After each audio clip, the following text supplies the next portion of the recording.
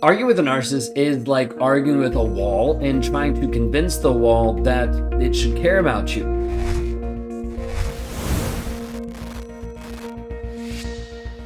Imagine you're standing and you're looking at a wall and you're saying, I really wish you would give me a hug because you don't understand my needs.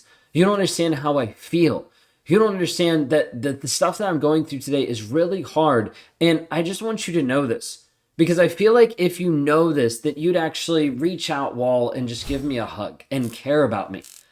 It seems kind of silly, right? Why would you do this to a wall? It doesn't make sense. The wall isn't going to reach out and hug you or validate you or encourage you. But we do the same thing inside of narcissistic abuse. You do the same thing when you're inside a relationship with a narcissist and you're trying to get validation, you're trying to get encouragement, you're trying to just find love. And you can't do that with a person that doesn't show up caring.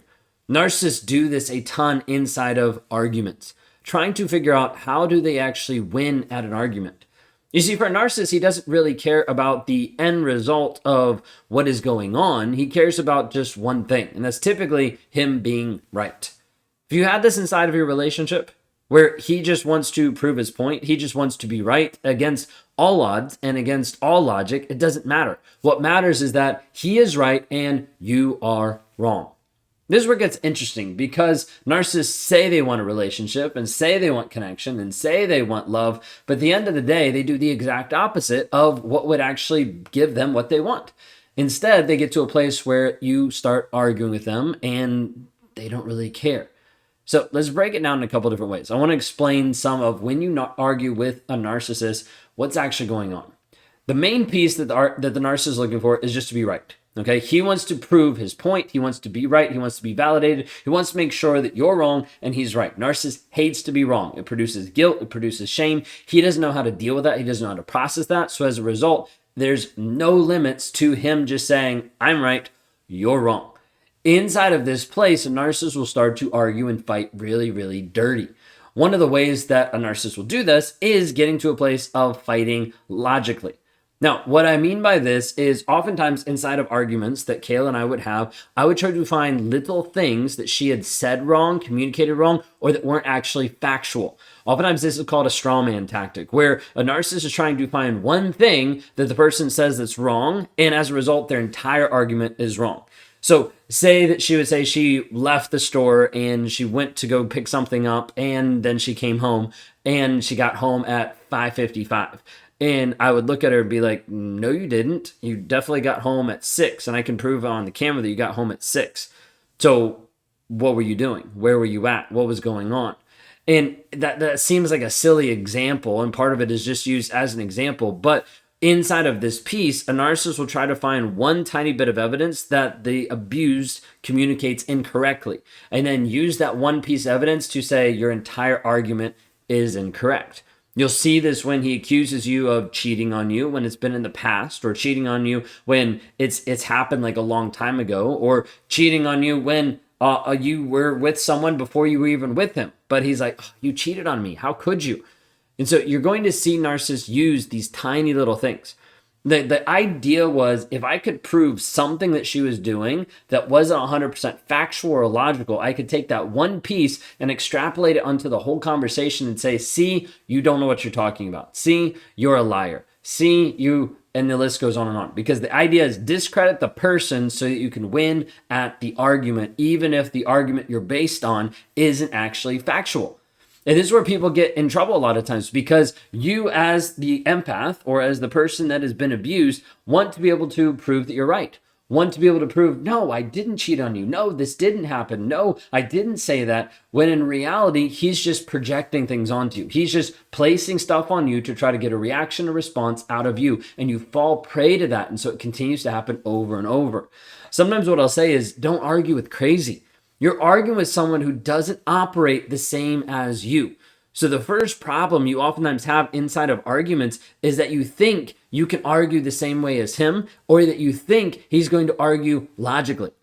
And he's actually going to match up this piece of arguing with you in a logical way, or in a way that you are going to argue back with him.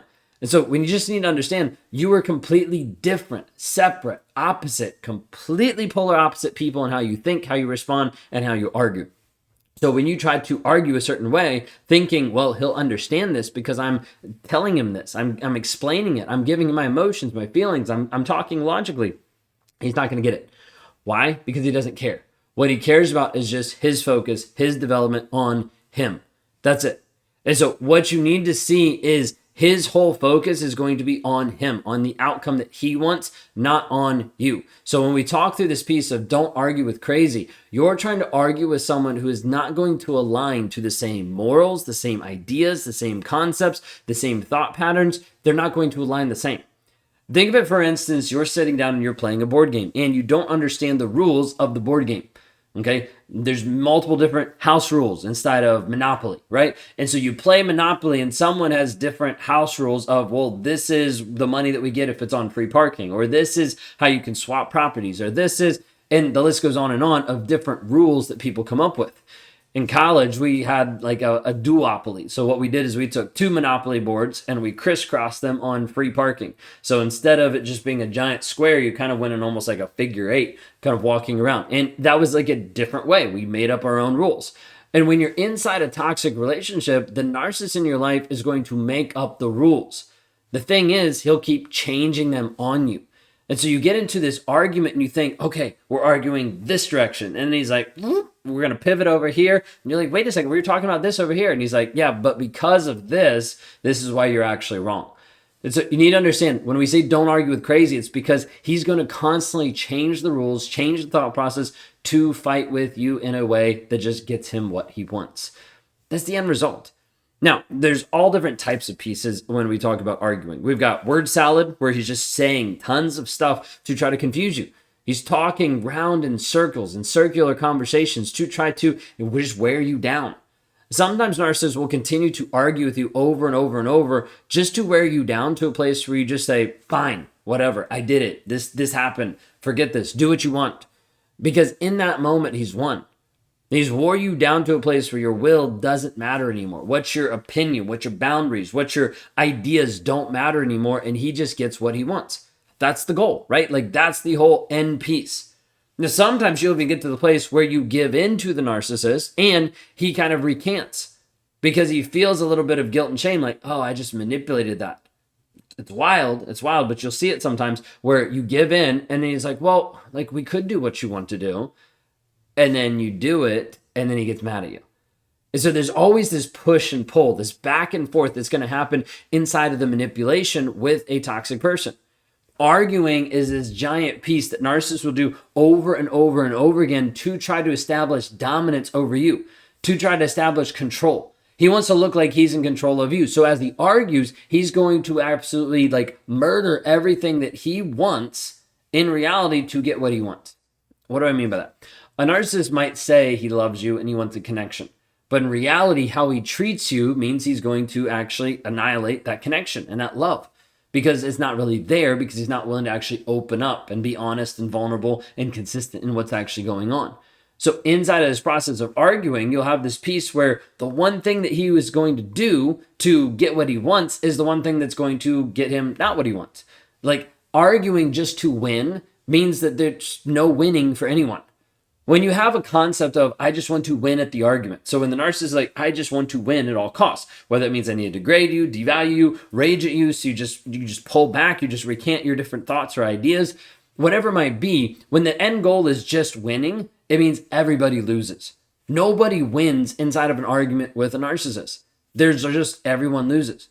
And what I mean by that is he might say he wants love, connection, he wants to actually stay with you, be in a relationship, but then he doesn't prove it. He doesn't show it because he would rather win at an argument than he would establish connection with you. He'd rather establish dominance than he would be endearing. He'd rather establish his control over you than actually build connection. And so as a result, the narcissist will continue to do this over and over and over, saying one thing and then showcasing and doing the opposite. This is where we get cognitive dissonance, where he's showing up in a different way. This is where the cognitive dissonance piece will come in and you'll get so confused of what do I actually do? Do I stay? Do I go? What do I believe? And he does this oftentimes to keep you stuck. So you need to understand, when we're dealing with a toxic, narcissistic, abusive person, he's going to continue to try to figure out, how do I argue in a way that puts me as the one that wins? How do I argue in a way that's going to give me dominance? How do I argue in a way that's going to establish control over you? And he's going to do this over and over and over, trying to make sure that he's the one in charge. He's going to wear you down with circular conversations. He's going to give you so much word salad, you don't even know what you're arguing about anymore. You don't even understand what's happening. And the whole goal inside of here is that he still stays in control. So out of everything that we're talking about today, I hope you get this idea and this concept. Stop arguing with crazy, because when you argue with crazy, you don't get a good result. You don't get an end result that ends up being satisfying, happy, connected, loving. Instead, you just burn out. You get to a place where you get frustrated, where you get worn down, and you don't actually get what you want, which is healing, which is growth, which is connection, which is love with another person. Instead, you're there exasperating yourself, trying to find the confidence, the courage to be able to figure out what to do, and he's not willing to support you. If you're stuck in these type of relationships, if you're a woman trapped in a toxic relationship today and you need help breaking out or getting free, go to rawmotivations.com, because I want to provide the tools and the resources for you to liberate yourself from the toxic environment you're currently in. You've been told it's all your fault, and that makes you feel crazy.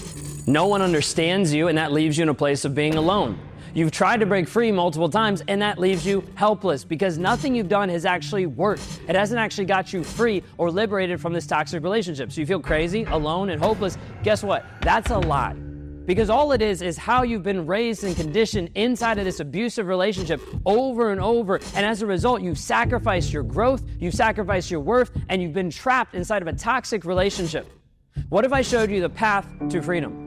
A way for you to actually get free mentally and emotionally from the toxicity that's happening right here, right now. You deserve more. You deserve to be able to heal. And I want to help you with that. If I can help you with that, go to rawmotivations.com/breakthrough, schedule a call there, and let's talk. I don't even know when it started. When did I stop being me? When did my world start revolving around keeping him happy, avoiding his moods, walking on eggshells? Maybe I'm overreacting. Maybe I'm just sensitive. That's what he always says, right? You take everything so personally. You make everything about you. You love playing the victim. Have I been the problem this whole time? No, that's not fair. I remember how he was in the beginning. How he looked at me like I was the most incredible thing in the world. How he listened, really listened, to everything I said. How he made me feel like I was special, like I mattered. That man doesn't exist anymore. Or maybe he never did. Because now when I speak, I feel stupid. When I cry, I feel dramatic. When I ask for respect, I feel demanding. He's so nice to everyone else. They all love him. They think he's funny, kind, charming. If I told them what he's really like, they'd never believe me. Because he's thought of everything. He hides it so well. The manipulation, the gaslighting, the subtle little digs that make me second guess myself. The way he twists my words until I don't even trust my own memory. I can feel it. Like something inside of me is dying, piece by piece. I used to be confident. I used to have opinions, dreams, a sense of self. Now I don't even know what I like anymore, what I want, what I deserve. What if I leave and I regret it? What if I never find someone else?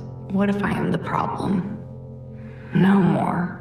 I can't do this anymore. I can't keep shrinking myself just so he can feel bigger. When you get close, you start to see what's underneath. When you start to see what's underneath, the mask starts to slip and you see who he actually is underneath, understand that's the real version.